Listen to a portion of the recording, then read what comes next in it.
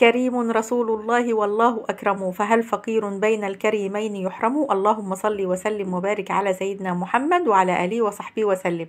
ايه رأيكم بقى نعمل طاسة الكبدة بتاعت أمهاتنا بتاعت زمان بريحة وطعم زمان، اللي مستحيل تاكليها من ايد حد زي ايد والدتك او حماتك، يعني بجد ريحة وطعم زمان، يعني حاجة كده ما تتوصفش. ربنا يديهم الصحة ويرحم اللي مات منهم ويديمهم في حياتنا نعمة يا رب، ويبارك في عمرهم ويرزقنا برهم يا رب. يلا بينا نقول بقى بسم الله ونصلي على رسولنا الكريم ونشوف هنعملها ازاي. معايا هي هنا بصلاية كبيرة كده مبشورة او متقطعة ناعم، بس طبعا لو مبشورة احسن علشان الكبدة تشرب الطعم بتاعها.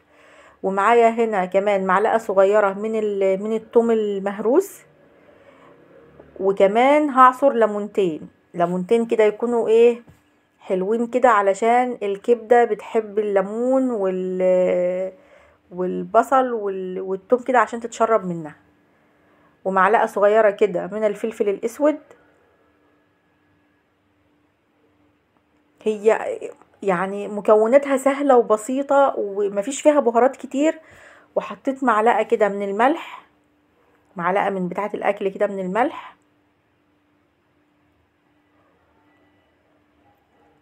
ومعايا هنا كيلو من الكبدة، انا مقطعاه مش زي الكبدة الاسكندراني، لا انا مقطعاه تخينة شوية، يعني مكعبات كده حوالي 2 سنتي في 2 سنتي كده، في سمك نص سنتي، يعني اللي هي ايه ما تكونش ولا متقطعة صغير قوي ولا متقطعة مكعبات تخينة، ولا هي زي الكبدة الاسكندراني، لا هي بتبقى في حجم قطعة الكبدة الاسكندراني كده، بس ايه تخينة شوية سميكة يعني. وهبتدي هقلبهم في بعض كده بالشكل ده كده لحد ما الكبده تتبل كويس من طعم البصل وتتشرب كده، وايه علشان طعم البصل كده والثوم والفلفل الاسود والليمون كده تتشربه ويبقى طعمها حلو. وهسيبها في التتبيله دي مش اقل من ساعتين. يعني امي ربنا يديها الصحه ويبارك في عمرها، كنا نصحى احنا لما نسافر لها البلد كده شويه كبد بقى فراخ، اي كبده موجوده عندها تبص تلاقينا تعملها لنا مع الفطار. يعني بجد ما احنا كلنا انا واخواتي سبحان الله هي مسمينها كبده امي، يعني حتى اولادي بيقولوا لي كبده تيتا، عايزين الكبده بتاعه تيتا. بنقوم الصبح نلاقيها كده متبلاها بتعملها لنا جنب الفطار، يعني نقوم الصبح كده واحنا بنحضر الفطار نلاقيها تبلتها بالبصل كده وسابتها. طبعا مش اقل من ساعتين، لان كل ما هتقعد في التتبيله طبعا طعمها هيبقى خرافه. ويا سلام بقى لو انت عاملاها من بالليل حاجه تانية وهم. هنا كده هجيب الطاسه بتاعتنا، احط فيها معلقه من السمن البلدي، بس الصراحه امي مش بتحط معلقه كده، انا حاطه معلقه كبيره يعني معلقه من بتاعه الغرف. هي بتحط نص كوبايه، كوبايه هي بتقليها في السمنه مش بتحط لها سمنه تسويها فيها، هي بتقليها في السمنه.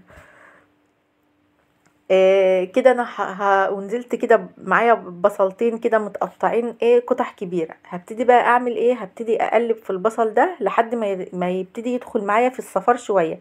انا مش عايزاه يتكرمل قوي، لا هو هيبتدي يصفر شويه. وهنا الكبده بعد ما قعدت معايا ساعتين ده شكلها. هقلبها برضو كده بحيث ان هي ايه برضو تتشرب كويس.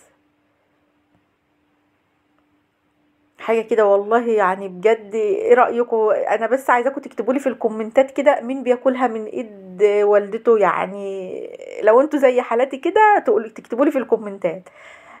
هنا بقى هنزل على البصل كده بعد ما اصفر كده بالشكل ده كده،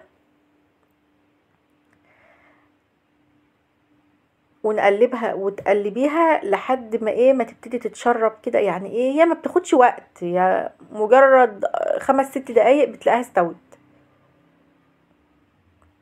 طبعا احنا حاطين لها الملح كويس، بعد ما تستوى كده هتدوقيها، لو لقيتيها محتاجة سنة ملح تقدري تزودي، بس احنا مملحينها كويس. وهسيبها كده وهغطي عليها، واهم حاجة النار تكون ايه وسط، يعني ما تخليش النار عالية ولا النار هادية، لا النار وسط. هنا خلاص هي كانت دخلت في السوا بعد 5 دقايق.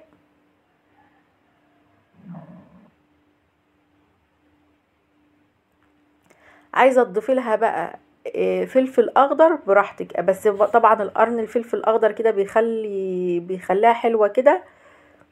انا هنا كنت ضفت لها، بس اللقطه دي ما اتصورتش، يعني كنت ضفت لها قرن فلفل كده اخضر، بس هو مشبح كده اخضر في احمر كده يعني ايه. واهم حاجه بقى، امي يعني ربنا يديها الصحه بتقول لي عليها، تحرقي الصينيه من تحت كده، يعني ايه، لازم تسيبها تستوى كده، وتخلي النار الصينيه تتلدع من تحت كده، هو ده اللي بيديها التست والطعم الحلو. يعني ايه، احرقوا الصينيه معنى اصح يعني، خلوها ايه تتحرق من تحت كده شويه. هنا زي ما انتوا شايفين كده، ايوه هي دي بقى اللي بتدي الطعم. ويا سلام كده لما تسخنيها بقى، يعني تسيبها تبرد، تيجي تسخنيها بعد كده، تلاقي طعمها سبحان الله اختلف. يعني انت لما بتسخنيها بيكون طعمها اختلف كمان عن ما بتاكليها وهي سخنه كده على طول. زي ما انتوا شايفين كده، هنا كانت استوت معايا، خدت حوالي 7-8 دقايق مش كتير. وزي ما بقولك اهم حاجه تحرقي الصينيه من تحت كده، تحرقي الطاسه كده من تحت، هو ده اللي بيدي الطعم. لو لسه ما حطيتيش لايك حطي لايك، ولو لسه ما اشتركتيش في القناه يا ريت تشتركي في القناه وتفعلي زر الجرس علشان يوصلك كل جديد. ويلا بينا بقى نعمل السندوتشات الجباره.